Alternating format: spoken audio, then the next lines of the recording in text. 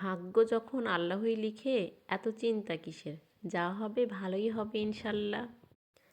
আসসালামু আলাইকুম এভরিওয়ান, সবাই কেমন আছেন? রহমতের 10 দিন দেখতে দেখতেই চলে গেল।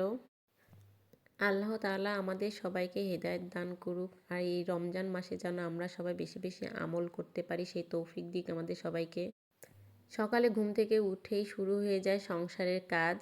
তো আজকে সেহরি খেয়ে আর ঘুমাই নাই। সকাল সকাল আজকে আমি ছাদ পরিষ্কার করেছি।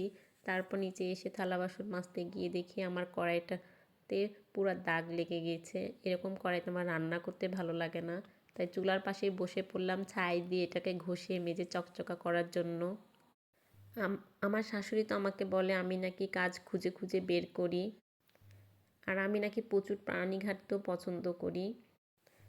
আমার সাহেব তো বলবে তোমার মেনিয়া আছে, তুমি খুঁজে খুঁজে কাজ বের করো, কাজ না থাকলেও কাজ বের করে নাও তুমি। তো যাই হোক, আমি ঘষে মেজে সুন্দর করে কড়াইটাকে আমি চকচকা করতে পারছি। আপনারা দেখুন কতটা পরিষ্কার করেছি আমি। মাশাআল্লাহ ভালোই পরিষ্কার করেছি। যদিও কালির জিনিসপাতি আমার খুব একটা ধুতে ভালো লাগে না। এদিকে দুপুরে রান্নাবান্নাও ছিল। আর রমজান মাসে তো প্রত্যেকটা মেয়ের জন্যই মনে হয় একটা যুদ্ধক্ষেত্র। ঘুম থেকে ওঠার পর থেকে শুরু হয়ে যায় সংসারের বিভিন্ন ধরনের কাজ। সারাদিন ব্যস্ততার সময় যে কই দিয়ে কেটে যায় বোঝা যায় না। অন্য সময়ের চাইতে রমজান মাসটা একটু বেশি দ্রুত চলে যায়, আর সময়টা কীভাবে যেন চলে যায় বোঝা যায় না। আজকে আমি প্রথম লাউ দিয়ে মাছ ঘাঁটি করে তরকারি রান্না করেছি। আর আমার সাহেব যেহেতু আজকে বাসায় আছে, সেহেতু ওর মন মতো আমার সব কিছুই করতে হবে। বাসায় যখন একা থাকি তখন কোনো কিছুই করতে ভালো লাগে না, কিন্তু ছেলে মানুষ বাসায় থাকলে সব কিছুই করতে হয়।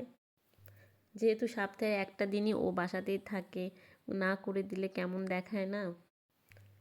আর ভালোবাসা মানুষের জন্য করতে ভালোই লাগবে না কেন বলেন তো?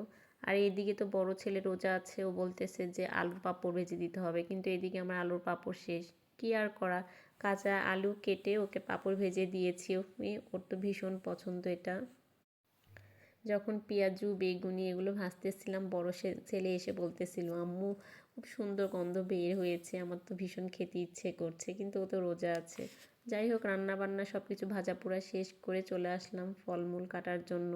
একা একাতে করতে দেরি হয়ে যায়।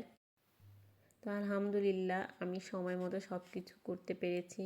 আজকে এই তো সামান্য কিছু আয়োজন ছিল। আমার ছোট ছেলে অলরেডি খেতে বসে গিয়েছে।